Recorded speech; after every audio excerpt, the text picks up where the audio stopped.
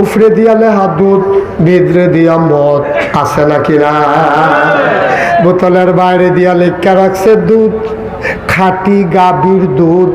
হ্যাঁ বাড়ায় দুধ মনে করেন না, খাইয়া সুইতে হুইতালাইছে আবল তাবল কথা কয়। কয় কিতারে খাইলাম দুধ, আবার গন্ধ হয়ে গিয়ে আরেক বাড়ায় বুঝ জ্বালাইছে, হেতে আবার আগের থেকে খা। লগের বেরিয়ে ঘরের বেরিয়ে ডাক দিছে, ভাই সাহেব দৌড় দিয়ে এনেছেন আপনার ভাই সাহেব আবল তাবল কথা কয়, আমার এই যে অন্যতমটা কেন তো চায়, আমার এই যে অন্যতমটা কেন তো চায়। অহংকিত করন, আমি অহংকিত করন।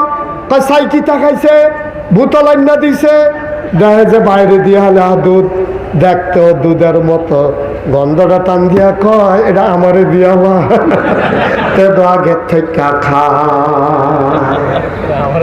হ্যাঁ ভাই সাহেব অন্য তান খাইয়া লাইছে, এর লেগে আবল তাবল কথা কয়, ভাবি দেখি তারাই খেলে কমন যায় না, এটা আমারে দিয়ালাম। ভাই সাহেব বাইরে দিয়া লেহা দুধ, দেখতেও দুধ, ভিতরে দিয়া মদ।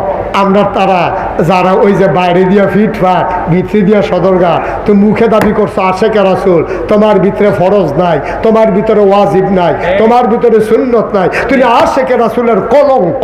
ঠিক কি না?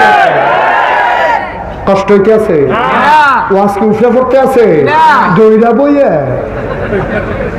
কইলে আমরা যা অপারেশন হইব সার্জ কুতুর ফটাফটে উঠে গেলে তার কি তার সমস্যা কিটা কিতারে, তোর সমস্যা কিতা? তো ভালো করে না লড়া না ও কি দিয়া বইতে, হ্যাঁ মার হবে বলো, তাহলে জবাব দিতে হবে কার কাছে?